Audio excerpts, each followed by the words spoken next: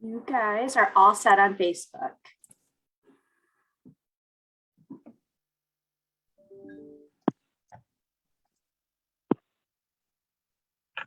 All right. Good morning, everyone. Got your coffee, ready to have some discussion this morning. Dr. Bayless and my name is Dr. Alicia Johnson, we're asked to support the community conversations. We're kind of on a tour around the city of Battle Creek to make sure that all voices are heard and considered as the city makes decisions around what to do with the Arpa funding, and really wanted to hear input from the community. So I'm going to go over some ground rules for conversation, and then I'll let Dr. Bayless introduce herself and talk about our plan for the afternoon. For the morning, sorry, I've jumped ahead into the later part of the day. So just some guidelines for how we would like to have meaningful discussion today. We know that these topics are can be really passionate, right? And we all have passion. We're here, we live here, we care about where we live as we should. And so we want to make sure that we have meaningful discussion around that passion and in a way that we can all effectively hear each other. And so we ask that you be honest, right? We do want honesty and we want authenticity, and we'd like you to share your honesty and authenticity in a respectful way. So I ask that we be respectful with one another, that we take time to listen to each other. It's really challenging with community conversations to we want to make sure everybody gets a chance to communicate what they would like to share. And we have some folks who are more open and able to talk more openly, and some people who may be a little more reserved. And so as facilitators, Nikki and I would really like to navigate that. And we would just ask everyone to be mindful of the time. We don't want to put a time limit on folks. We want it to be natural as possible and engage in conversation. But please be mindful of how much time you share, how much you share, and try to read the room, read the Zoom room, engage if others would like to speak up, or, so just be mindful of sharing the microphone. And allow some engagement, right? So some back and forth and some dialogue to occur. But that's pretty much it. We want this to be safe for everyone. We don't want anyone to feel judged, but we do realize that we can have some tough and sensitive conversations. So I am going to go ahead and pass it to Dr. Bayless. Dr. Bayless, if I missed any important ground discussion, you'll talk about the structure and how we'll do that. But I'll let you introduce yourself. Thank you, Dr. Johnson. Good morning, everyone. I am Dr. Nikia Bayless. I am very pleased to be here with you. We are very pleased to join our community partner, the city, to really understand what is important to residents when it comes to the funds that are available to us through the American Rescue Plan Act. That being said, what we also want to be mindful of is that we aren't getting stuck in things that have happened historically, understanding that this is something new. This is new. This funding is new to everyone, from the legislators who passed it through to the cities and municipalities that are receiving it, and really working with community to figure out a process and a protocol for funding that makes sense, that works for our community as we work together to reemerge from this pandemic. This is something we're all in together, so let's be mindful of that. And let's make sure that we are being specific about those critical issues, those priorities that you have, that we can see supported through this opportunity. So with that, the city will, we have Rebecca Fleury, we have commissioners, Carla Reynolds, and Janasia Morris.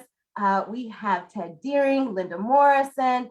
We have a crew on the call today, y'all. So to be mindful that we want to make time and space for information to be shared, questions to be answered, and clarity to be provided. So let's dig in. Let's give the city an opportunity to share the information that has come down from our legislators around how these dollars must be utilized, how these dollars must be spent out, and start to discuss what can that look like in our community together, some of the priority projects that have been lifted up, answer some questions as to how some of the priorities that you hold dear to you and in your neighborhood, your family, your community, show up in some of those priority projects as well. So with that, I will pass it over to the city and look forward to a rich discussion today. Thank you very much, Dr. Johnson and Dr. Bayless. I am Rebecca Fleury. I am the city manager in Battle Creek. Just had my 7-year anniversary. I get a lot of questions about what the city manager does. And really, I help with the daily operations of the city. We have a wonderful, marvelous full service city with about 550 employees. And so it's my job and my office's job to make sure that the daily operations happen. And then I work very closely with the city commission to make sure that the policy directives and initiatives that they enact, then me and my team are responsible for turning those into actions in the actual city itself. So that's a little blip about what the city manager does. I am not an elected official. I'm an appointed official appointed by the 9-member city commission. So it's nice to see both Commissioner Reynolds and Commissioner Morris here. I'll have Ted introduce himself next, and then Linda, and then I'm going to get us started. Great. Thank you, Rebecca. I appreciate it. So my name is Ted Deering, and I am the assistant city manager for the city of Battle Creek. And I've been, I've been teaming with Rebecca in the manager's office now for about 6.5 years. So almost the entire tenure of Rebecca's time with the city. And I certainly am thrilled to have an opportunity to serve the city in this capacity. I am responsible also for, or at least a lot of my time is focused on the city's community and economic development efforts. So obviously there's a tremendous opportunity to impact both community and economic development with these dollars. So I'm pleased to be out having conversations with the public about how we can best use these dollars to serve our community. Good morning. I'm Linda Morrison. I am the Revenue Services Director for the City of Battle Creek. I was born and raised here in Battle Creek. I had a career in public accounting before coming to the city 21.5 years ago. So we have a wonderful team here at the city, and it's great to see so many faces and interested parties. I oversee the finance department, the purchasing department, income tax, utility billing, treasurer, and assessing. So a wide range of internal facing departments, and I report directly to Rebecca, and I'm part of the team that makes this all work. Thank you. Thank you, Ted and Linda. Appreciate that. Again, we just want to thank you for this opportunity. It is really important for us to be good listeners of the community voice. We do have a tremendous opportunity here. But as Dr. Bayless said, this is all new to all of us. This is a new resource for everyone. It's new for the federal government, for state governments, local tribal territory. It's brand new. None of us have experience with these resources. So really, we are on a learning journey together. And that's really what we're on. We're on this journey of how best can we utilize these resources, a tremendous resource, but we know it's a one-time resource. So we want to make sure that, as we utilize the funds, we're not creating something we can't support beyond them. We have experienced so much as a community in the past, let's just say 2 years. And I have been amazed and so proud to see how our community has come together just in amazing ways during this pandemic time. And in a lot of ways, I see the American Rescue Plan Act funding. It gives us another chance to unite as a community and reemerge from COVID stronger than ever using these resources. The federal government had a very specific purpose in making these funds available. And it really is all around urgent COVID-19 response efforts. It was recognized early on that the pandemic was creating negative economic impacts in communities all over the country, and Michigan is no different, and Battle Creek is no different.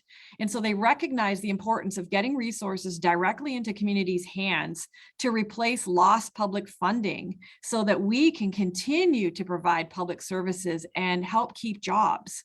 Again, we are trying to utilize these resources to negate those negative impacts that COVID has created.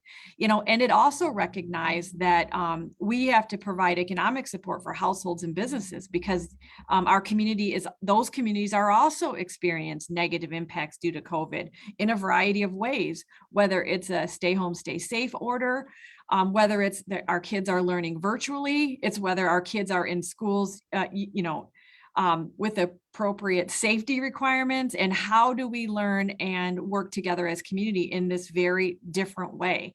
Again, these resources were made available to help us figure that out. First and foremost, the city needs to make sure that our budget is fiscally sustainable and supported. So, we want to recognize that, but we want to hear from you. Really, these conversations are about hearing and listening to ideas about ways to use these funds to address the impacts that the pandemic has had on the Battle Creek community. Battle Creek was really fortunate to receive a little over $30.5 million in American Rescue Plan Act funds. We received that directly from the federal government as an entitlement community, which means we're a community over 50,000. So the city received half of that money in May of 2021, and we expect to receive the other half in 2022. But with those dollars came a whole host of federal guidelines and requirements. And for any of us who are familiar with using federal dollars, there are usually always a booklet of things that we can and cannot do with those funds. But I think, it's important that we know that and our community understands that first and foremost, we have to calculate very specifically the lost revenue that the city has realized due to the pandemic. Linda will talk a little bit about that, but it's a complicated calculation, but it demonstrates that the pandemic has created holes in the city's budget that we need help stabilizing. And so number one priority for these dollars is to help stabilize the city budget and to replace lost revenue, so that we don't have to do things like raise taxes and fees or eliminate services. Because really that's what we'd be looking at in absence of these dollars as we plug some big budget holes that we have and that the pandemic has created, because we're serving the community differently since the beginning of COVID-19 and the pandemic response. So, that we have to do that first. But again, it's important for us to then work with the community on what is important to you? How can this show up in neighborhoods? And I think somebody already mentioned, there were some priority projects that were identified early on. The commission met in late August to really have a first glimpse and a chance to talk through with staff about, what do we see as the city's needs? Certainly lifting up what those revenue gaps are and the impact of COVID on our budget. But also, what are we hearing in the community? Knowing that we haven't heard everything, and this is a beginning of discussions around these funds. We have 3 years in which to encumber them, set them aside for projects and 5 years to spend. So it's not like we have to make all of these decisions right now. So that's why we're taking our time. And the commission really directed staff to get out and listen to community voice. And that will continue throughout this process. But we know some projects needed to advance sooner than others. And I'm going to talk about a few of those, because just last night at the city commission meeting, the commission authorized our first really projects using the American Rescue Plan Act dollars. Those were 3 projects that were in varying stages at the beginning of the notice when we received ARPA funds. So let me first talk about the Mccannly Hotel project. So even before the pandemic, the Mccannly Hotel was on the radar of the city and the community. Certainly it was shuttered and shuddered and concerned about what's going to happen to that during a stay-at-home, stay safe order when everything shut down. Nothing could go on in the Kellogg Arena. Nobody could stay in hotels and motels because they weren't safe. You needed to stay at home and protect your family and things early on in the pandemic. And all the other businesses around downtown were impacted as that as well. But Mccannly Hotel at that time was being secured by Battle Creek Unlimited so that it was no longer owned by an out-of-state company. It was locally owned again. And, you know, we did our best to understand what that redevelopment of Mccannly looks like. And, you know, it was our job to share all that information, even in August with the commission, and then advanced to a more robust discussion last night about the impact that Mccannly has on our downtown and on our economy as a city. We need a vibrant downtown to support all of the other businesses and our community and our residents. It is not the only important project that's going on in the city, but it is a big one and it's very visible in the downtown. So the commission did authorize the use of $2.5 million of American Rescue Plan dollars to support a $60 million project. So the city's American Rescue Plan dollars was a very small portion of a larger financial package that Battle Creek Unlimited has put together in order to revitalize and reopen Mccannly Hotel under a national flag. And I don't think I need to elaborate anymore on its impact to things like the Kellogg Arena and travel and tourism into not only the city, but into Calhoun County. So that was one priority project that has already advanced to approval from the commission. And let me stop and just say, it is the city commission who provides the ultimate authorization for use of our American Rescue Plan Act dollars. So, you know, we're very mindful of making sure that the commission has all of the information they need to make an informed decision when we bring projects forward, like the 3 that came last night. So the second project that was approved by the commission last night was the purchase of the Dolliver property. We call it the Dolliver property. It's the former Army Reserve location on Washington, right across from the Federal Center and the Child Care Center, and right next to Fire Station number 2. The city acquired this in 2000, several years ago for a specific purpose that we can no longer fulfill. What we see is a need around housing and affordable housing. And so in order for the city to be able to provide that or offer that as potential development space for affordable housing, we have to purchase it from the federal government. It seems awkward and weird that one government has to purchase it from another government, but certainly there are strings attached when you talk about property that's been under federal control.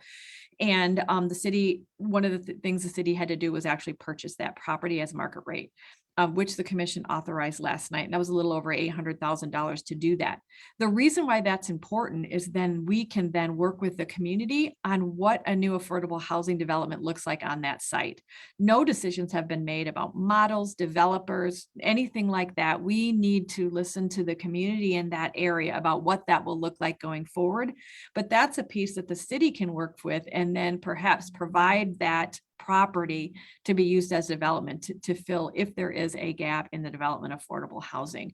Certainly, affordable housing is an eligible expenditure under the American Rescue Plan Act, which is why it will be important and earmarked and identified for affordable housing moving forward. And then third, the third priority project that the commission approved last night was the authorization to spend ARPA dollars on communal kitchens and amenities for our hotels and motels. We know that there are families and individuals that need long-term stays and are seeking that in our hotels and motels for the lack of any other opportunities. It really is the difference between having a roof over your head or being homeless. And so the city recognized that early on that it fills a need. We hope not a permanent need, but it fills a need so that we don't have more homeless families and individuals than we have right now. So these funds will be used as forgivable loans with hotels and motels to construct communal kitchens and amenities in long-term stay units. This is not something that we're familiar with doing. However, what we want to make sure is that those families and individuals in hotels and motels for long-term stays have the necessary and needed amenities they need to use it as long-term stays for themselves and their families. Hotels and motels were not built for long-term stays unless they were already long-term stay facilities, and most of ours are not. So this gives the city team a chance to work with the property owners of hotels and motels and service providers to the families and individuals to make sure that for the duration of their stays in these facilities that they have the amenities that they need, communal kitchens to cook and store food, as well as amenities in long-term stay rooms so that they can store and utilize refrigerators and microwaves safely. And so those were the 3 projects that were authorized by the commission last night. And that totals, about, if my math is good, a little less than $4 million. So we still have a vast amount of resources that we need to hear from the community about how we should utilize these and how they could show up in our neighborhoods and communities to help with the impacts that COVID has had on families, neighborhoods, communities, and businesses. So normally we don't do this virtually. We do this in person, and we have another town hall this evening beginning at 5 at the Washington Heights United Methodist Church. But we have packets of information that we give out when we're in person with people, but are available on the city's website. There's an information sheet in there that just gives some overall and general guidelines about the American Rescue Plan dollars. There is a postcard in there with a QR code that you can scan with your smartphone that will take you right to all of the city's information, as well as a list of projects that have been recommended for consideration of funding. And then and then there's also going to be a form in there that you can fill out if you have an idea for use of these ARPA dollars that you would like the city to consider. This is your chance. This is, these discussions are about listening to dreams and ideas about ways that we can work together to positively lift up our communities and our neighborhoods because of what COVID and the pandemic has how it has shown up in our communities and neighborhoods. So, you can get all of that information on our website or through our social media sites. So please know that, if you're not getting that right now, you can get that later electronically or in hard copy. Let me just briefly talk a little bit about the reason why there are some recommended projects out there. And let me just say, I'm going to continue to use the word recommended. Again, the only 3 funding decisions that have been determined were the 3 projects I just talked about, and that was as authorized by the commission last night. All others are still up and under consideration. That's why we want to hear from you. And we will continue to hear from you during this whole process. It's a fluid process. Things change. Things have changed since August when we got in front of the commission. Things have changed since last week when we had our first town hall meeting. So, we want to be as open and transparent with what the city is doing in regards to these incredible resources that we have been tasked with. So, I think the biggest question we get is, well, what can we use them for? So I'm going to turn the next part over to Ted Deering. He's going to talk about really what we can and cannot use the funds for. Remembering the number 1 priority is the impact of the pandemic. Everything we spend our ARPA dollars on has to tie back to the pandemic. So Mccannly hotels and motels across the community and the nation have been impacted because we stopped doing events and they stopped having customers coming in. That's an impact. We know affordable housing is an issue in this pandemic, with so many families wondering about stable housing and where they can access that. And then hotel motels, we want to make sure that those families who are already using hotels and motels can do that in a safe way for long-term stays. So Ted, I will turn it back over to you. I will turn it to you to talk about kind of what we can and cannot use funds for, and then we will go to Linda. So Ted. Thank you, Rebecca. I appreciate it. And as Rebecca mentioned, there is some information on the city's website. We would encourage you to go look at some of this information. You'll find a general information sheet there. And what I'm going to address is some of the information that you'll find on the back side of that sheet, primarily in the columns that are headed by a big yes and a big no. And I think you can probably anticipate what the yes and the no means in this particular instance. And, as Rebecca mentioned, I think her comments gave us some good insight into the intent of Congress and the Treasury Department as they made these stimulus dollars available to local communities. And there is some flexibility in how we can use those dollars. But as Rebecca pointed out, very few federal dollars come our way that don't have some kinds of strings, or I guess we'll call guidelines in this case, associated with them. And that is certainly the case here as well. So I want to talk about some of those guidelines and what we can spend our money on, and then identify a few items that the federal government has been very explicit about that we can't spend ARPA dollars on. And Rebecca touched on the big one on the yes side, right? Which is this idea that any project that we fund, we have to be able to tie back to the negative economic impacts of the pandemic. And this whole process is about identifying ideas. And we're going to hear a lot of good ideas. Matter of fact, we've already heard a lot of good ideas. But we're only going to be able to fund those ideas that we can realistically tie back to the negative economic impacts of the pandemic. And so if there's a legacy issue, for example, out there in the community that predates the pandemic, and we can't necessarily make an argument that it has been affected by the pandemic, then that may not be an item that we can fund under the ARPA guidelines. So share your ideas. And then it becomes incumbent on us to either figure out a way that it can be qualified or to recognize and acknowledge that it probably wouldn't be an eligible expenditure. The next big guideline item, I think Rebecca also touched on as well too, which is there was an intent of the government to make sure that cities like Battle Creek could be made whole in their budgets as a result of lost revenue tied to the pandemic. And I won't go into the weeds too much on that one. I think Rebecca covered it fairly well. But some of this money is going to be set aside. It's the most flexible money that we have that can be used for general government operations as we plug the budget holes that we have as a result of the pandemic. Some of the money can be used for premium pay for essential workers. There are some fairly strict guidelines around what qualifies as an essential worker. And so again, we may hear, hey, here is a worker that we believe is impacted by the pandemic, but if it doesn't fall within a particular set of guidelines for essential workers, it may not be an eligible ARPA expense. And then the federal government was pretty explicit about what infrastructure you can spend money on through the ARPA program and what you can't spend money on. Water, sewer, and broadband are categories in which you can spend money. And we all know, as a result of the pandemic, that access to high-speed internet, for example, is critical if you're going to be homeschooling, for example, or if you're simply going to participate in a meeting like the meeting we're holding today, right?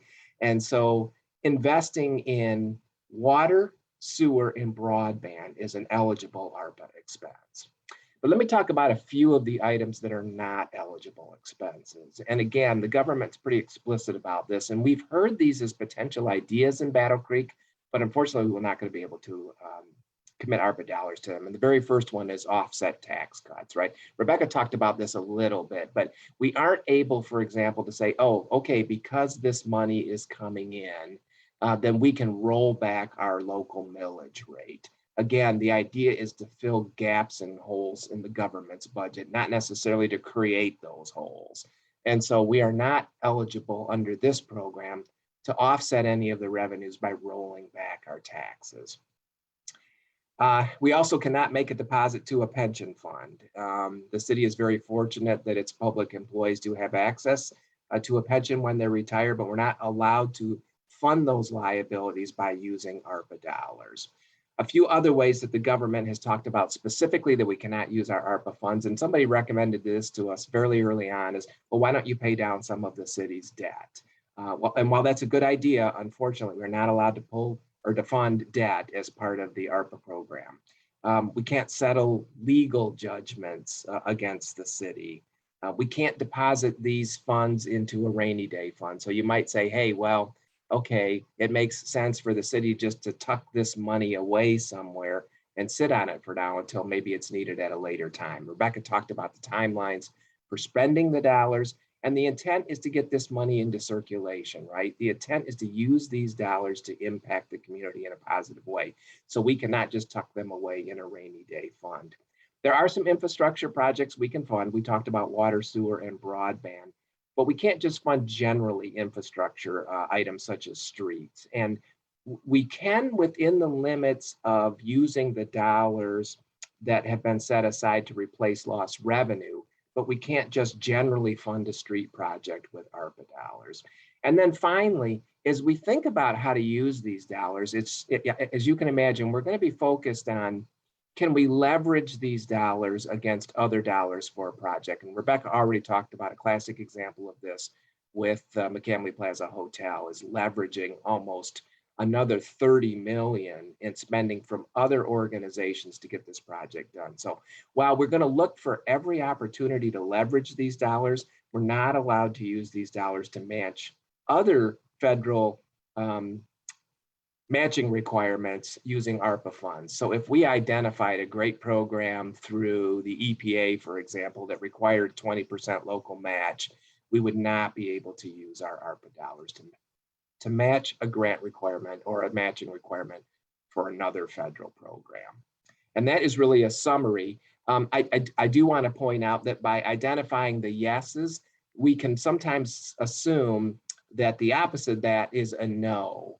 And I don't want that to discourage folks from sharing ideas, because while they may not qualify, there may be a way to massage those ideas in a way that could qualify too. So while there are some hard yeses and nos, still give us your ideas, because we want to hear what you have on your mind. Thank you, Rebecca. Thanks, Ted. Appreciate that. Now we want Linda Morrison to just talk a little bit about what that lost revenue means to the city, because really she had to do that really tough calculation about what lost revenue looks like for the city and impacts on our programs and services. So I'm going to turn it to Linda. Thank you, Rebecca, and good morning again. I'm going to speak to just one of the 4 buckets that Ted talked a little bit about of the eligible uses for ARPA funds, and that is government services to the extent of lost revenue. So there was a complicated calculation that was required by the federal government to determine what this dollar amount is. But the bottom line is we're comparing the calendar year of 2019, which is pre-COVID, to the calendar year of 2020. And this doesn't correspond with our fiscal year and many other municipalities' fiscal year. So that added another level of complexity to the calculation. But in assuming the federal government allowed an assumption of 4.1% of growth, and we calculated the city's lost revenue to be $7,261,675. As Ted had said, this is far and away the most flexible of the buckets of eligible expenses, and it can be used for government services that directly provide services or aid to citizens. And so when Ted said, don't let these yes and no categories limit what you put in as a suggestion, because there is a lot of flexibility for government services in this bucket, but can be used for the maintenance of buildings, cybersecurity, healthcare services, school or education services, police, fire, public safety. And as Ted said, we cannot use it for principal or interest of debt service or as a deposit to our fund balance, commonly known as a rainy day fund. This support represents a once in a generation opportunity for the city of Meadow Creek to reflect on the needs of our community and strategically invest these resources in our future, building community wealth for our community, and our residents, and our businesses. These funds have to be committed by December 31st of 2024 and have to encompass a period of time that began on March the 1st of 2021. And we have an additional 2 years. We have until 12/31 of 26 to actually make those expenditures. This is just, again, one of 4 of the buckets of eligible expenses for ARPA funds. Thank you, Rebecca. Yep. Thanks, Linda. I think what we wanted to make sure we understood is that even though the lost revenue was a calculation that we are required, it still impacts our community and the services that the city is able to provide. And we want to do that strategically at the direction of our city commissioners, our elected officials, because we certainly do have a strategic plan. We call it our community results and definitions. And so, we pay very close attention to that so that the resources that we're given, whether there are local tax dollars or their ARPA dollars, align with the services that are most important to our community. And we see these ARPA dollars in the same. We went to community to listen about what those community results look like, and we're going to community now to be good listeners about what do you imagine you could use these funds for in your neighborhood? So we really want to now turn this kind of more to our discussion. So I will turn back to our facilitators so that we can be listeners and then answer questions that you may have, because this can get a little complicated when you're talking about federal dollars or government in general. So Dr. Johnson and Dr. Bayless, I will turn it back over to you. Yes, all right. Thank you for sharing that information. So now we want to give you all an opportunity, and hopefully you were pretty comprehensive, but if you still need more information or there's something that doesn't make sense, please do not hesitate to ask. We have a few of you on the actual call, and then I know there are some comments from Facebook, and so we have someone who's watching those comments and we'll facilitate that. So how about we go to Facebook first? Because some folks have typed in questions early and they may be anxiously waiting for a response. Sure thing. Okay, so our first question that maybe Rebecca, you can address, or anybody, I guess, is someone wanted to know if Battle Creek will have to pay back this money from ARPA, if it will cause any type of long-term debt that the community will be responsible for later.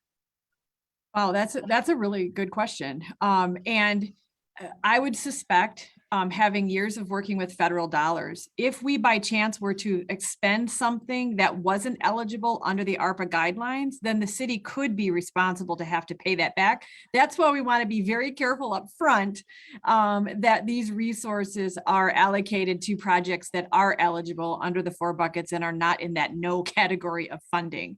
So I would dare say that's a very small probability. But again, I think what I want to point out too is the federal government, we're still acting under an interim rule for the ARPA dollars. So technically we would be under a final rule from US Treasury, but we're still under an interim rule. So, things could change. That's why, again, I always say this is a fluid process and we're constantly managing that. But that would be one thing that we are going to avoid at all costs. Can I add, Rebecca, too, that as we expend these funds over the next few years, they will be included in our annual financial audit. So the auditors will be looking at the eligible buckets at the interim rule, if it ever gets to be a final rule, and determine the eligibility as well.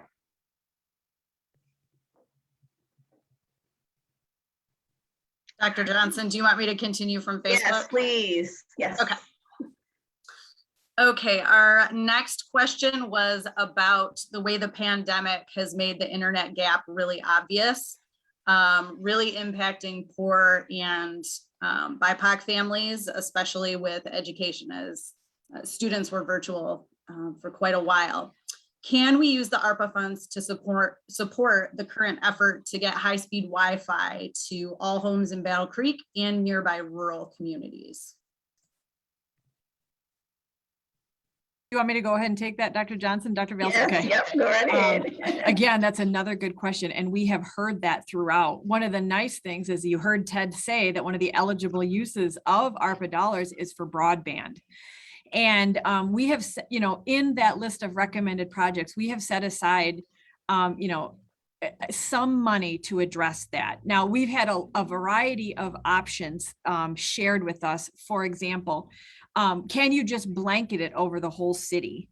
That we always look at things as opportunities to explore and do research. And I know Sarah, our IT director, is on this call, and we are looking at, does that make sense?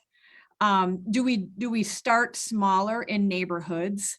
We would also like to leverage the city's fiber, which is mainly concentrated in the downtown area and in the central business district. Can we leverage that to expand out from the center, the core of the city, out towards neighborhoods to get better, stronger, faster connectivity? So please know, we don't have the answer, but yes, we are looking at what can we do as a municipality, or can we find a community partner in which to have better connectivity and do what we can to fill the gap that we know exists when you talk about digital and access and speed. Right. I would just add to that question. Also, look to our community leaders, particularly when you're looking at some supports that are prioritizing BIPOC residents, ALICE folks. Please reach out to some of our community partners. Some of our partners that are engaged in the Village Initiative are working out some broadband support. And so please connect with us. We're happy to, make sure that we're hearing every voice in community. Thank you, Dr. Bayless. I also know, the county is just wrapping up a county-wide survey around broadband access connectivity, what exists now and what are our gaps. And Willard Library also has convened a group to talk about the digital divide. So thank you, Dr. Bayless, for lifting that up, because we have a great group of community partners working through this, particularly for our BIPOC organizations or communities that, don't necessarily always have it lifted up that is a gap. So it's been great from a timing perspective to have the data we need to identify the gaps and then work together in community to kind of fill what that gap looks like. All right. Do we have other questions? We do have a few more. Okay. We talked about the dates related to ARPA funding. Can someone please clarify the pre-pandemic dates and what dates the ARPA funding covers?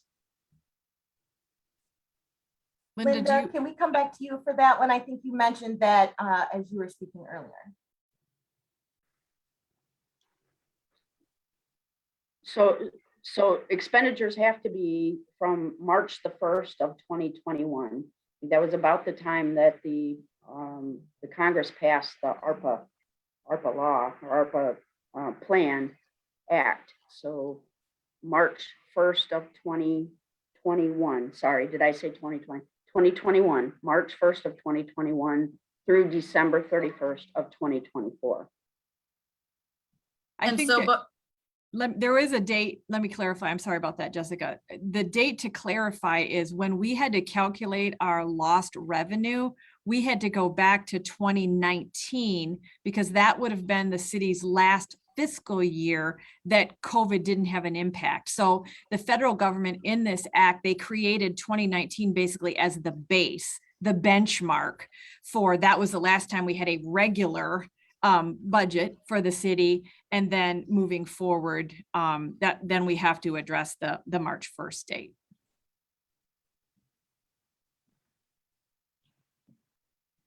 All right. Thanks. Okay, so next one is an idea, wondering what about creating a process where small local businesses could apply for direct payment of rent or utilities? Would we be able to do something like that? Ted, I'm probably going to hand that over to you because we had something similar. Yeah, that's a great question. And we actually had a program that we ran during the pandemic that was very similar to that. We called it our RMAP program, and it was actually direct rental assistance to businesses who had been impacted by the pandemic. And so, yes, I think we would assume that if we ran a program like that going forward, as long as we could make the case that the business was impacted by the pandemic, yes, I think we could run a very similar program to the one that we ran back in early 2020. All right. Were there any more there, Jessica? Or is that pretty much it? I've got two more right now. Okay. Okay. One of those is specific to the share center with the pandemic, revealing some shortcomings in services provided to people who are underhomed and homeless, and wondering about funds that could improve the share center's ability to provide services to some of our vulnerable populations.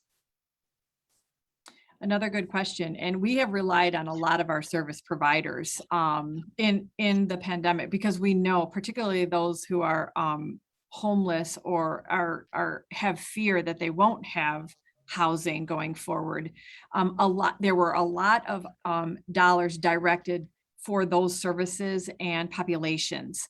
It's interesting because there are a lot of other federal programs that have set aside dollars to be used, as you just described, whether it's supporting service providers, it's increasing services available to vulnerable populations. And so you've seen the city do a lot of that support through our community development division with either home CARES Act dollars or ARP dollars or CDBG CARES Act dollars. And so certainly that is a population and instances that have been identified as eligible for ARPA funding. But one of the things we've worked very closely with our own city team and our community partners is if there are other sources of funds to support that, we should be connecting to all the available resources. So, and I know that the Share Center has already submitted a request for consideration, as have other service providers. So what we will do is we'll look and see, does the city have availability of other resources to support that? And if not, then it would advance a consideration for ARPA dollars. But I think this is a good point for me to say too, is that the state of Michigan also received a substantial American Rescue Plan Act allocation, and they are still making determinations about how they will disseminate those funds across the state, and then the city and our community partners may be eligible for those funds too. So it's another reason to be cautious as we advance consideration for projects, because if there are other sources available, we would love to tap into that and leverage what we have from either other city resources or ARPA dollars. So, absolutely that's eligible and could be submitted as an idea, and then we'll work together to figure out how best can we make that happen. Rebecca, just really quickly, could you share the acronyms? I'm going to catch them so that we can make sure that everybody is aware of what they stand for, because we love to work with some acronyms. So yes. HOME is the Home Investment Partnership. It is a program from the U.S. Department of Housing and Urban Development. So that's HOME, the acronym. CDBG is an acronym for Community Development Block Grant, which is another federal Department of Housing and Urban Development program that the city, as an entitlement community, we receive direct allocations for those two programs. Did I miss one? Okay, great. Yeah, good. All right. Was that the last one that we had? And feel free, if you're actually on the Zoom call, raise your hand, unmute, type something in the chat. I was just going to say, if we see you come off mute, that'll be a signal to us that you Yes. have a pending question or comment. So please feel free to take yourself off of mute when you are ready to speak. In the meantime, I've got one more for now. Somebody wanted to know about the potential for subsidizing public transit. For example, increasing bus routes, teletransit options, improving bus stops, things like that.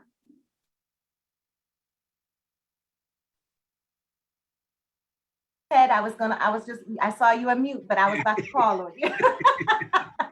I was gonna ask Rebecca if she would like me to make a couple of comments there too. And one thing that I can tell you for certain since the pandemic kicked in is that there has been a fair amount of stimulus money available to support public transportation.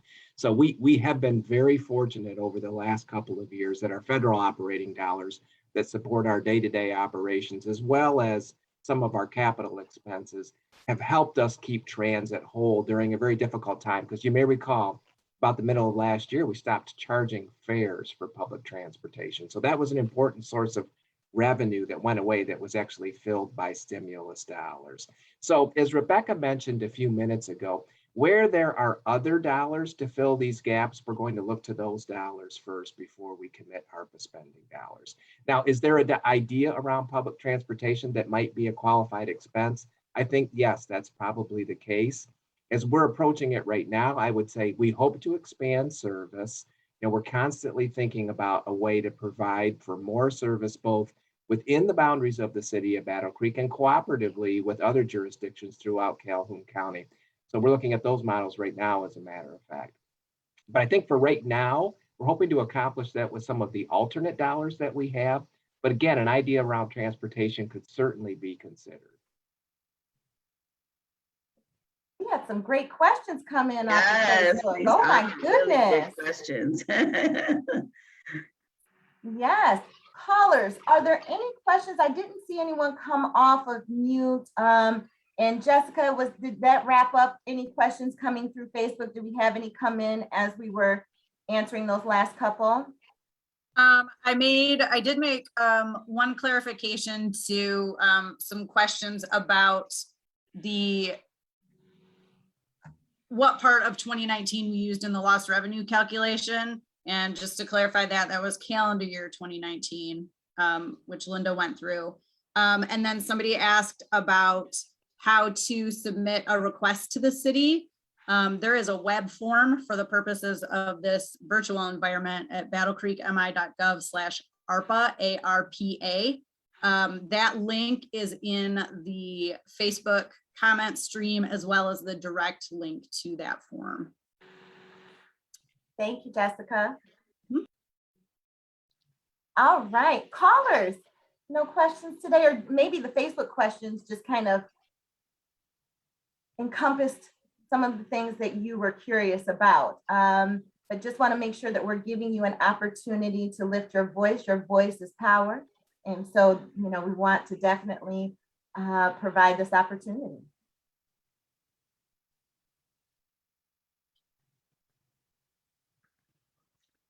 While we wait for people to think about what they'd like to ask or generate some ideas of where you'd like us to focus some of the funds, I'm wondering if the city, because the city was we're trying to be thoughtful about the time, right? And not giving too much information and wanting to allow conversation. But if there's anything that you wanted to dig more into while we have a pause, take this opportunity to do that. So anything you wanted to clarify, any more detail that you wanted to provide, or anything, maybe what the community may see reflected in the priorities if there's approved by the commission. So anything you'd like to dig more into.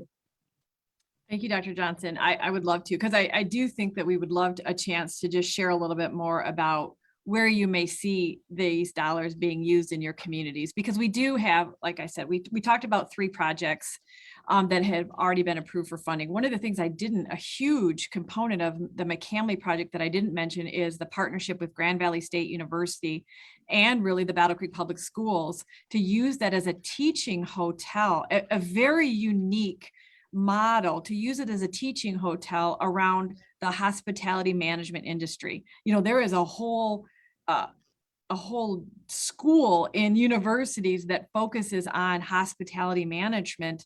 And we know as a community, as we come out of COVID, people will start getting out and about again and want to travel and attend events and things of that nature. So, you know, I think that's a very unique model. And I think that will put Battle Creek way up on the list for those students that may be thinking about the hotel and hospitality management industry and everything that it touches. I mean, and then just imagine the Kellogg Arena as a partner to Mccannly, and the events and promotions and marketing and communications. There are so many opportunities in what we call that whole Plaza Campus project that I think makes that unique and so much more than just a hotel.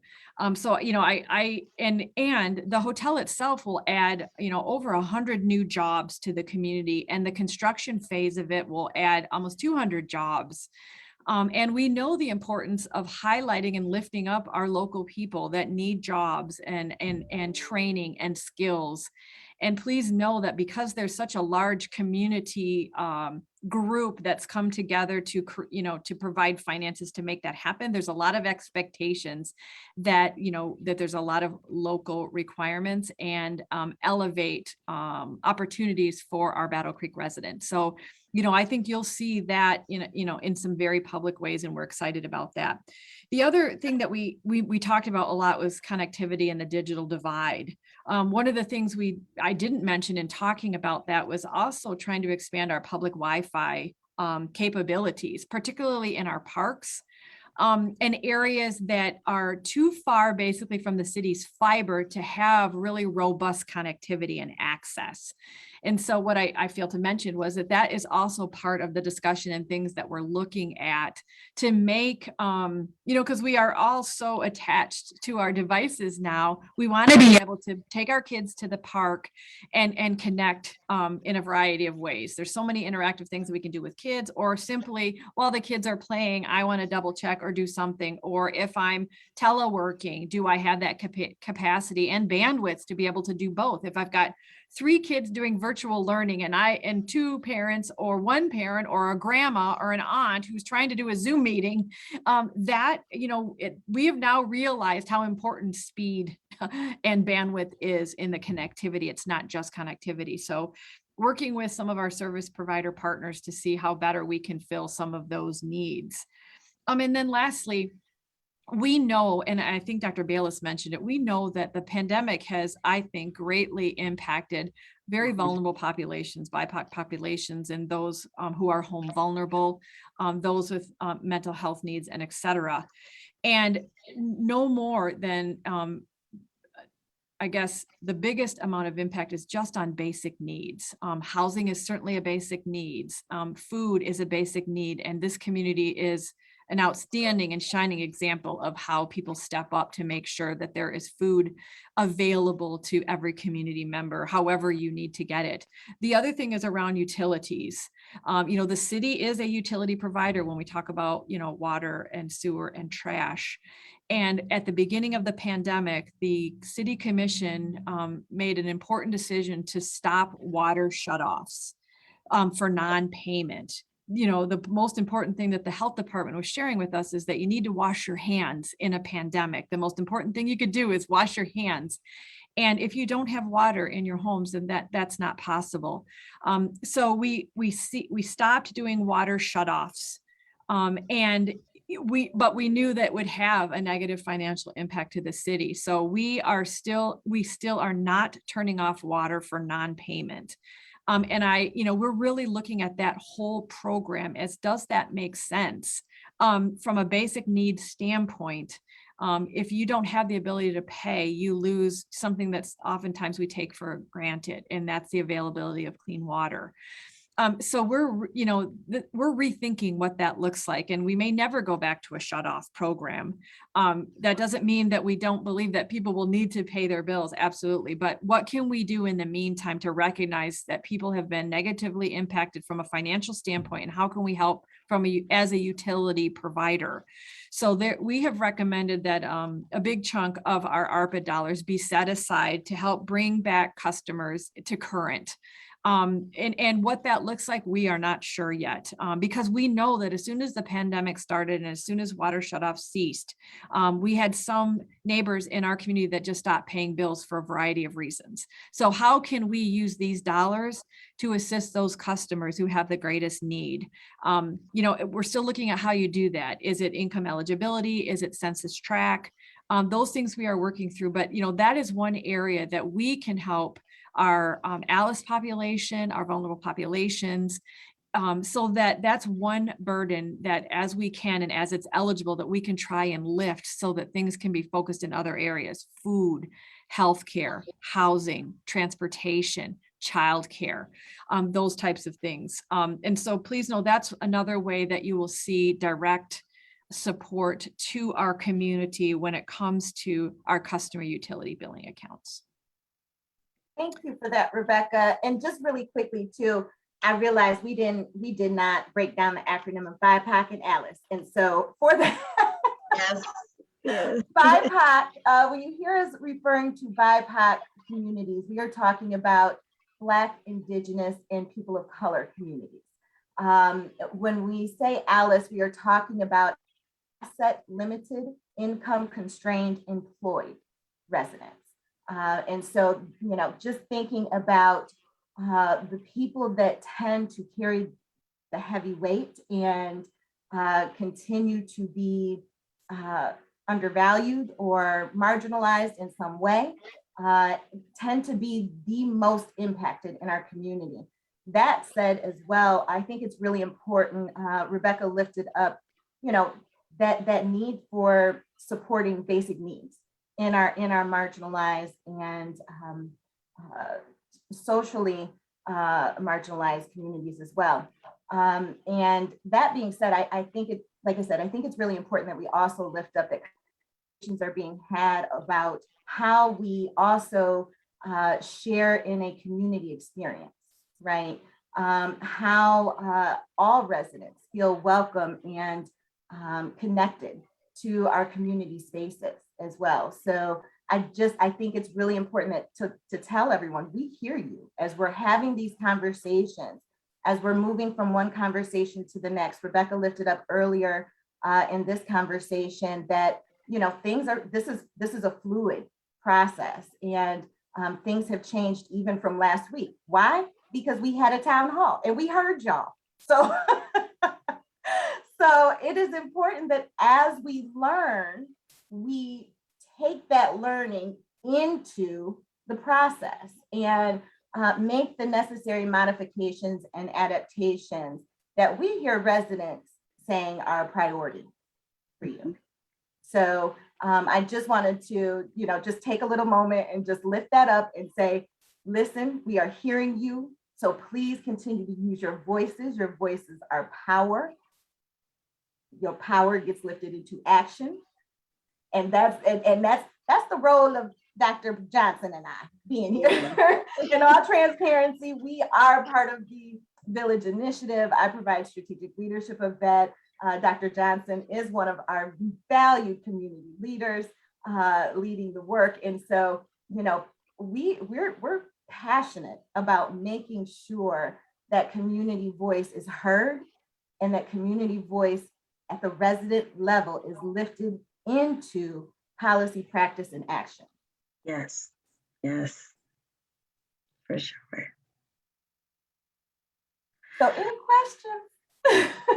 Also an opportunity to engage with your commissioners, right? Yes. So this isn't an end all be all conversation. If you know you have some additional thoughts, maybe you need more time to look into it, please use this as an opportunity to engage with your commissioners who ultimately vote, right, on the priorities and where funding will be spent. So a good opportunity to connect folks to government and learn about the process and fully utilize the skill sets and capacities of our city commissioners here. So. Rebecca, I saw you unmute. Go ahead. I just, the other thing that we've been hearing a lot about is arts and culture. So we've had a lot of great ideas submitted around thinking differently about arts and culture in Battle Creek. And I think you're seeing one of them right now. The origami sculptures are out there. If you haven't had a chance to look at them, wow, they are stunning and beautiful.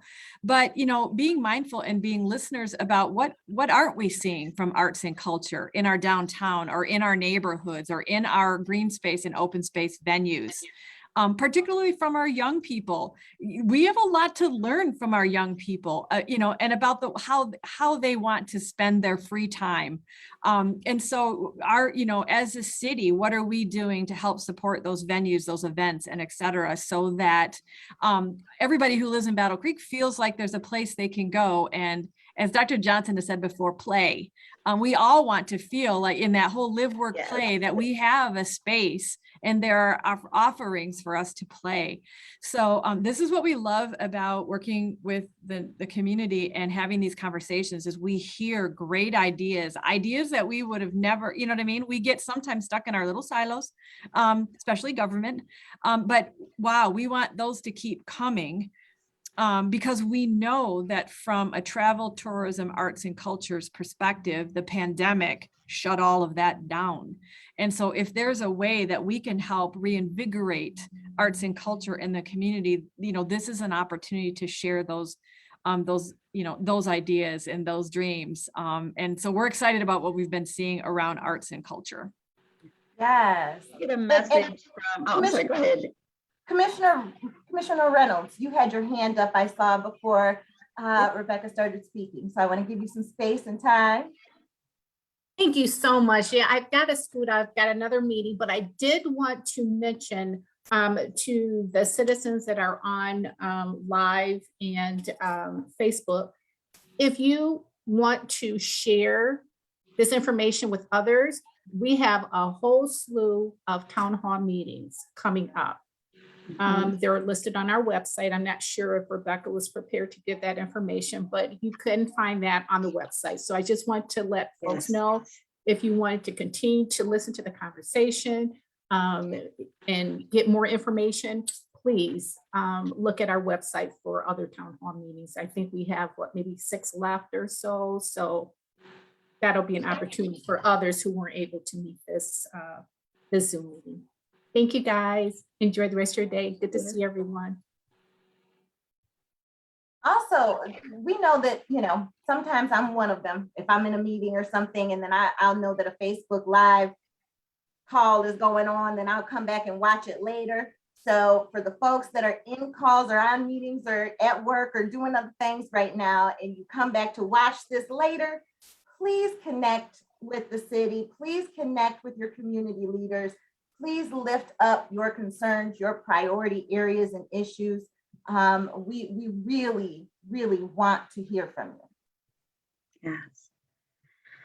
I did receive a message, and it was on I shared this, and it was on my personal page, and someone asked, how will this impact small businesses? So will small businesses see, how will the funding be reflected to impact small businesses? Ted, do you want to start and I can add anything? Sure, absolutely. And again, that's a good question. And there are certainly a number of small businesses, and particularly in our community, that have been directly impacted by the pandemic.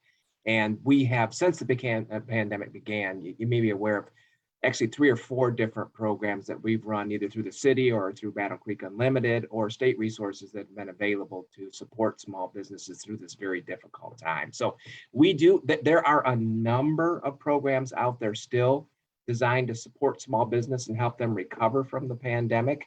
The EDA, for example, is flush with a lot of stimulus money and several grant opportunities to support local businesses that we're looking at and hoping to even secure to further assist this community in its recovery from pandemic. So I think it's a situation, Dr. Johnson, where again, we're going to look for what those alternative sources of funding are to support small business. But again, if there is an idea out there around small business support that we can tie back to the pandemic, I would certainly hope folks would put that idea forward because it can be considered. It certainly would be an eligible expense. And our small business community is always in the forefront of our thinking about how we can recover from the pandemic. So we're going to use alternate resources. We're going to continue to provide support, but share your ideas, please. Yeah, thank you.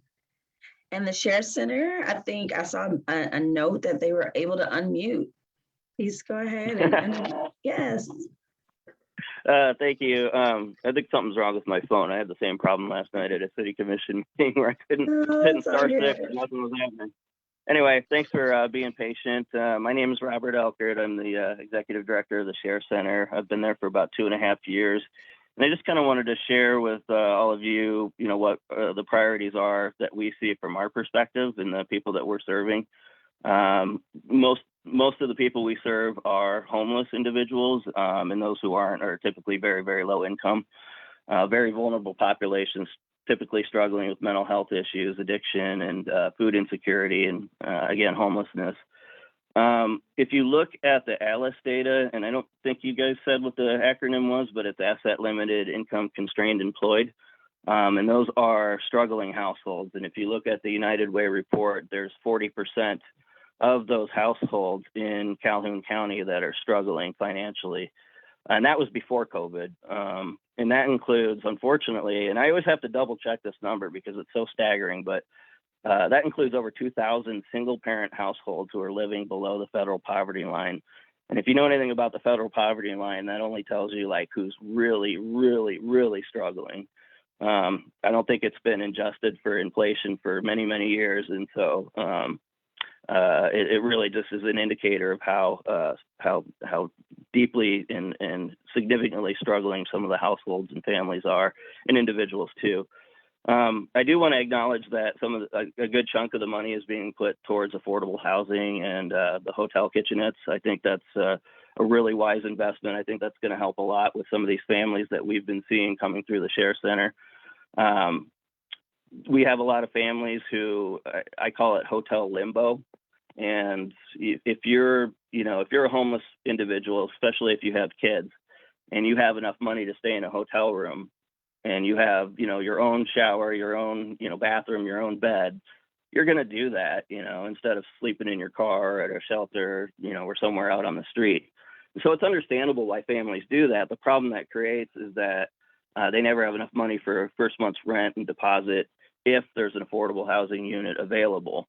And also application fees are a huge barrier as well. So if we could, find a way to put some of that money towards helping these families with their first month's rent and deposit. I know there's other resources available for that, but I think the demand, exceeds the availability of those services. So from our perspective, if we can, invest that money in helping those families get stabilized, if we could put some of that money into eviction diversion to prevent families from becoming homeless in the first place, and again, helping with the rent, application fees, and deposits, supporting, Kathy mentioned in the comments, some of the services that we've been trying to provide, and other places too. For example, we're really focusing on trying to assist these families at the Share Center, especially when they come to us for meals.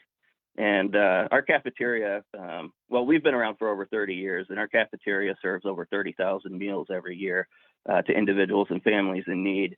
And when those families come in, we want to be able to offer them more comprehensive services. We can't provide them shelter, but we can provide them case management. We can provide them with basic needs resources, diapers, pet food, anything, clothing, other basic needs items and things like that.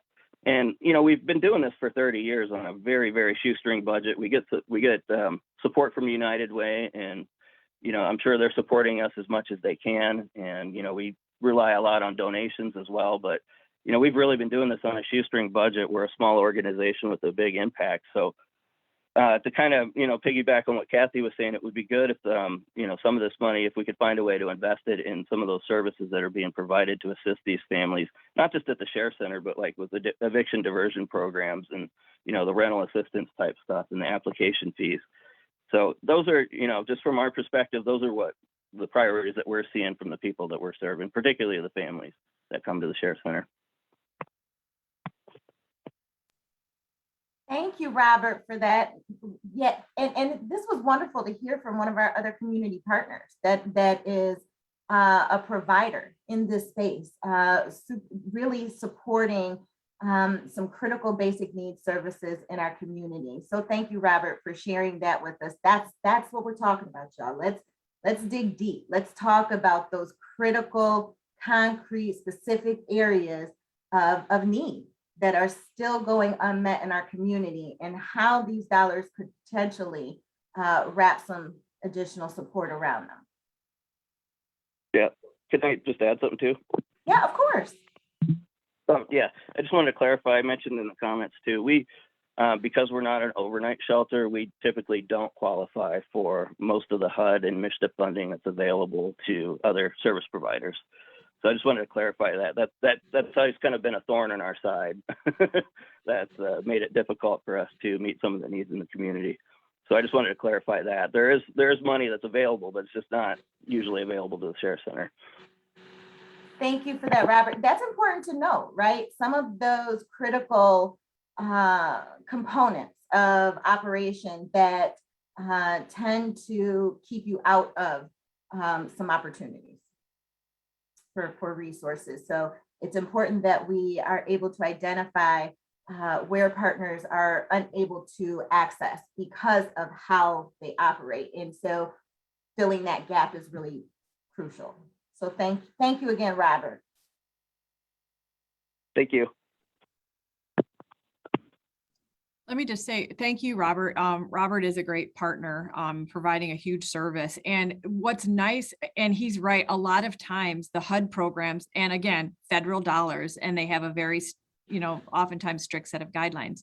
But some of the HUD CARES Act dollars and the HUD ARP dollars give us some more flexibility. So even just last night, the City Commission authorized the beginning of the home ARP program for the city, a little over $1 million, that the majority needs to be focused on homelessness and identifying that. So hopefully that gives a little more flexibility. And I know Chris Lucier, our community development manager, who spoke last night at the commission meeting, indicated they will be working with the Homeless Coalition and other providers to make sure we are getting these funds into the hands of providers that need them to help address all sorts of activities around homelessness.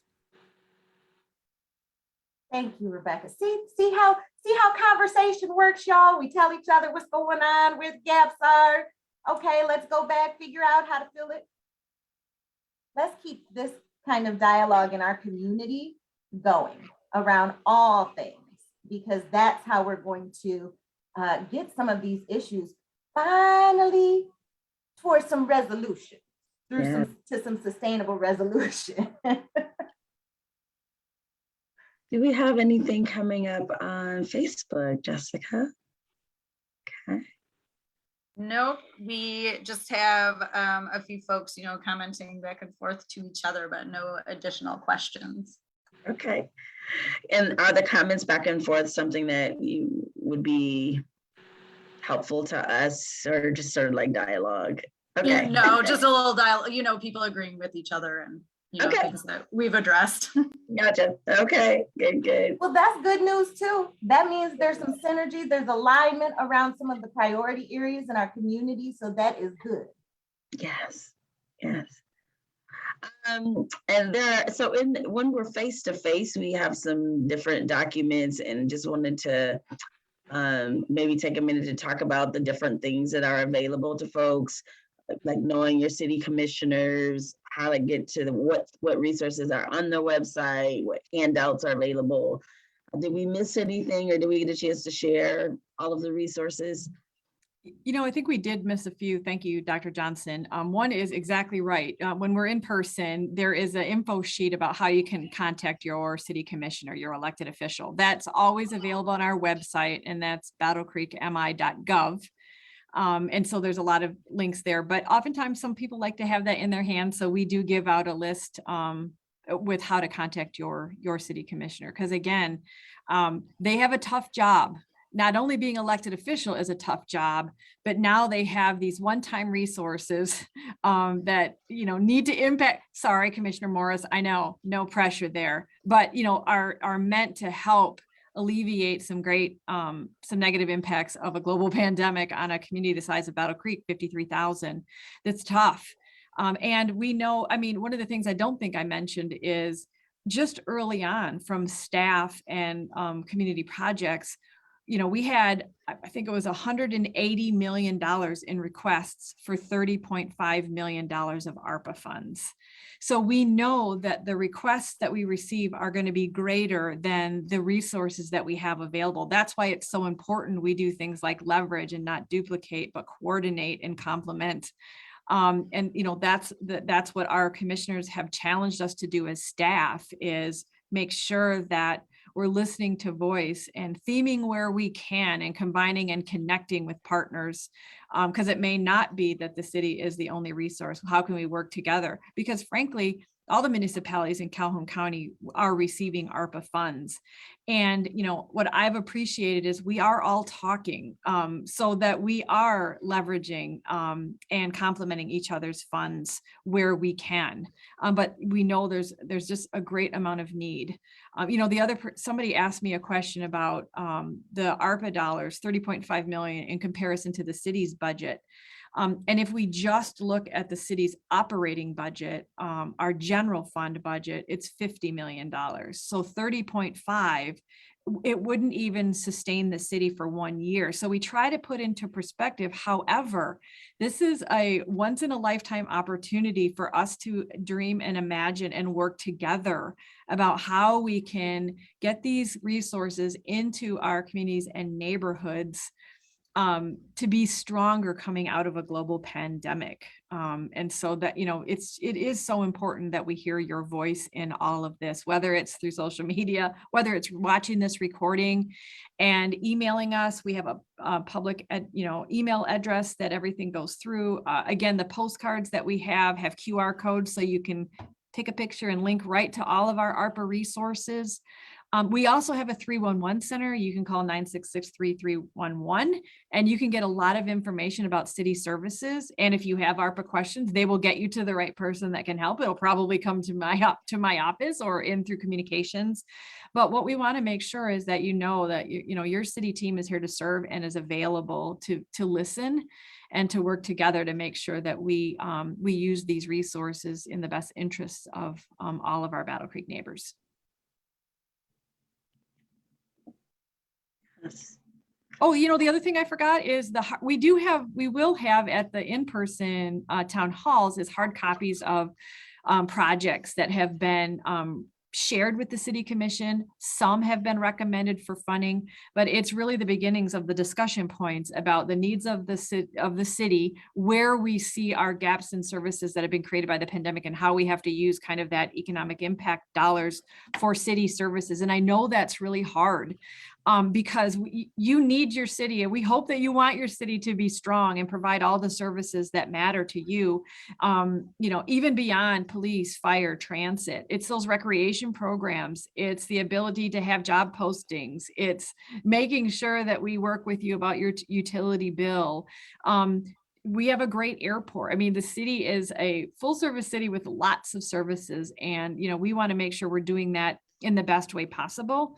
And using these resources to support some of those holes. So, at the last town hall, somebody brought up there is a city hall renovation project on there.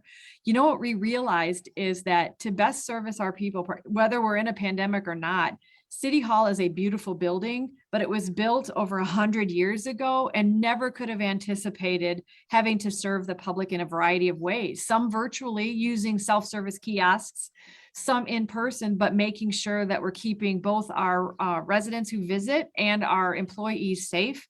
And so figuring out a way to better service our customers who come to City Hall. Not everybody comes to City Hall, that they do things virtually, but there are people who come to City Hall. And we want to make sure that experience is a good one from a customer service perspective, but also from a facility that can meet ADA requirements, that gives us space to be able to translate and interpret when we need to do that for our residents that need it. And while this is a beautiful building, it doesn't allow us to do that to our best ability or in compliance with some of these things that we know we need to do a better job in. So while that might not seem important, we see it as a better way to serve our community, which is our number one priority.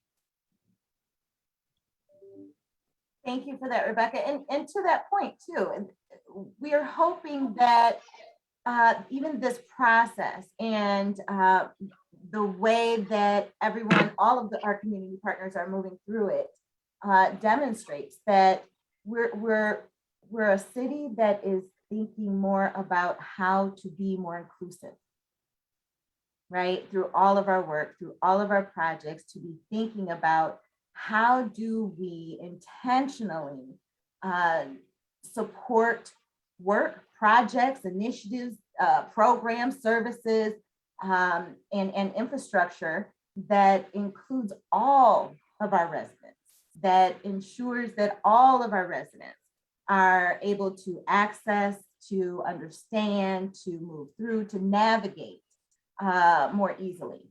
So I think that's really important to just kind of call out.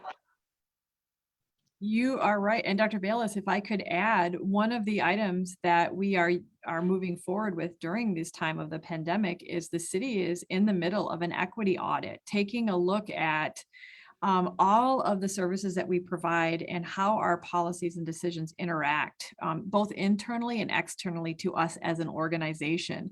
So we're in the middle of the human resources evaluation. Our goal is to be a city that is representative of the community that we serve. And so what we're doing is we're looking inside ourselves, and are we creating an environment where that is a priority, and where a more diverse workforce will be successful, and do we have any policies or procedures or codes that that hold us back or inhibit us from being that type of organization. So that's phase one of our equity audit. And then phase two is looking at police community relations. That certainly is a huge topic nationally, and it's a local topic, and we know that we want to be that we want to be a police department that works well with our community, and that we don't have policies and processes in place that inhibit that, being open, honest, transparent. And so, the city commission felt it's so important that they lifted that up early on. The community lifted it up first, and the commission was like, yes, Rebecca and team, you need to do that, even though it's not something that we've ever done, and doing it in a very public organization, and I'm sorry to use that word, but a very bureaucratic organization like a unit of local government. I'll tell you, there's a little bit of anxiousness amongst the team. However, we're learning a great deal, and that's what matters. We're on a racial equity journey as a community. I am as a leader. Many of us are as leaders. And so we will look to and lean into the community as we do that. And as we move through this equity audit, because the audit is the first step. The next step is implementing what that diversity, equity, inclusion plan looks like for us as an organization, and how we work best with our community. So, that's a journey, and you're right. We want to make sure that the services that we provide are done in an equitable manner. And so even this morning, we had a meeting about our city's strategic plan, which we call our priority-based budgeting community results. And making equity as a basic program attribute, so that all of the services and funding decisions that we make are used through that lens and with that expectation. So we look forward to being on this journey together, and coming out as a better city servicing a very diverse community. Thanks. See, that's bold. You see, I'm smiling from ear to ear, because that just makes my heart sing when we talk about moving, holding ourselves accountable, taking an inventory of where we're at, and moving forward better and together better, right? So that is just bold. And along that journey and with our process, you guys have been really intentional in engaging folks from the community in the equity audit process. So both Dr. Bayless and I, as well as staff from the Urban League, leadership from the Urban League, have been supporting and working with the city from start to finish, right, around this equity audit. So we appreciate you listening and engaging in some tough conversations, and continue to see what that looks like, right? I think for any organization, we know that there are going to be some inequities that come out of that, right? that would be that would just be what it is, right? What we know about equity. So we're expecting to have some opportunities and continue to work together on how we address those. One of the other priorities in alignment with the equity audit, I noticed the position, right, for a diversity and equity director or whatever. I can't remember the exact leadership title, but yes. Yes, you are right. Commissioner Morris, did you want? Please go ahead. I didn't have anything to add about the equity audit, but I do have to get back in the classroom and go do my small group at 11:30. So I just wanted to say thank you for everyone sharing your opinions. Me, along with my fellow commissioners, are willing to listen and hopefully get the community to collaborate together for the betterment of us all. So I hope that everyone keeps coming out to these meetings and keeps making us listen to these ideas and giving us more things to think about so that we can work together to come up with something that is going to be feasible and sustainable for our community long-term to make us better overall. Thanks for having me, guys. I gotta go. Thank you, Commissioner Morris. And you know, I think what Commissioner Morris just lifted too is an example that all of us sitting in these spaces and facilitating and having these conversations and trying to move good work forward, trying to do good work, trying to be good stewards of our community. We're also parents who have children in these schools, right? We are also moving in community in multiple spaces. And so our passion to see our city thrive is embedded in all of us. And so, you know, I think that that's important to also note, because I think oftentimes community leaders are looked at as, that's what you do. That's who you are all the time. You are a community leader. That is it. That's what you do.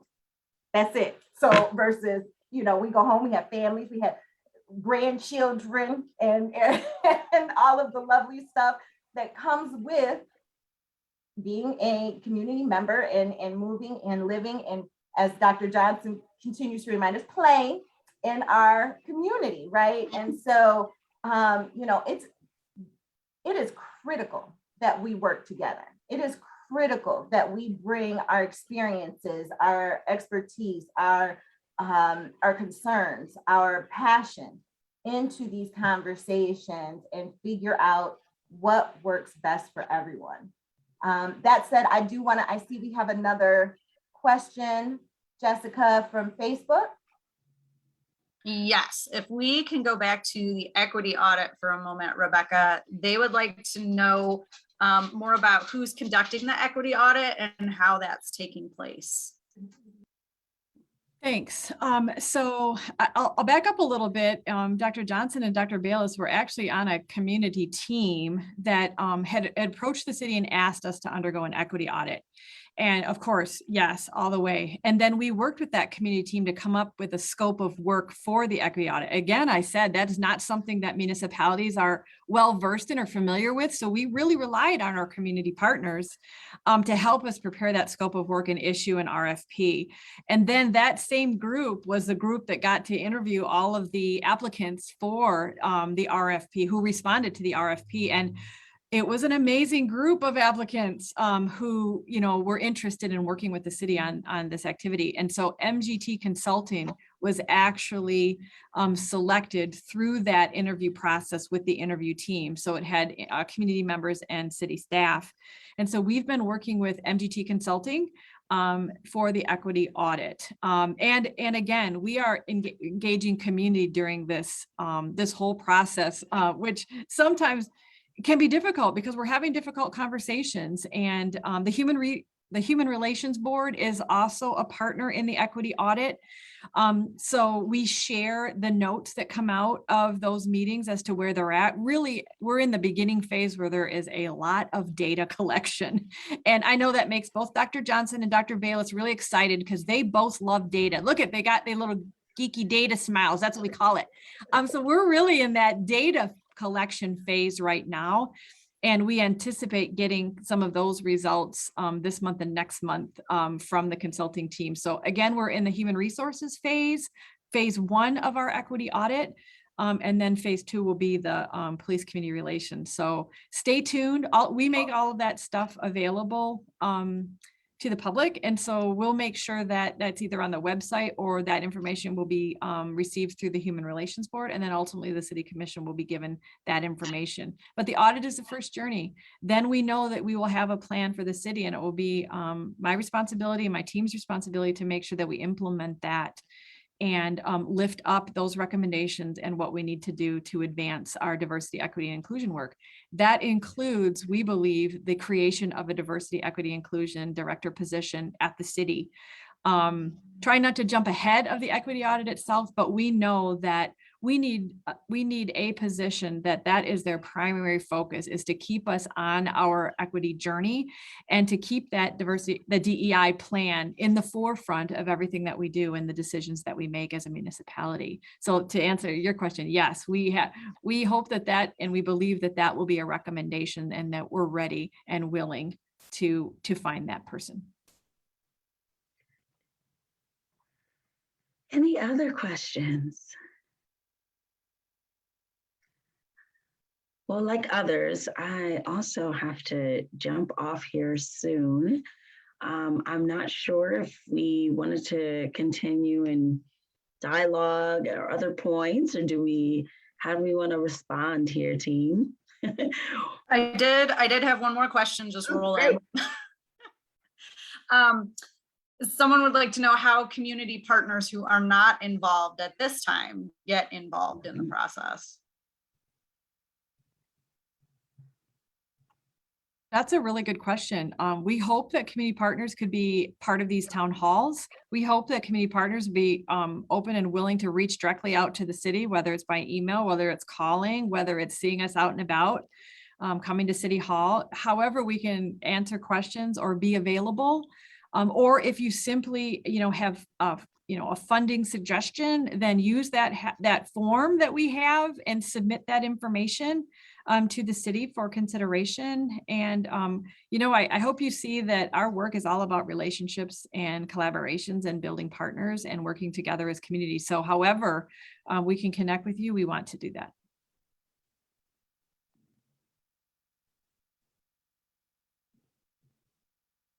Any final questions?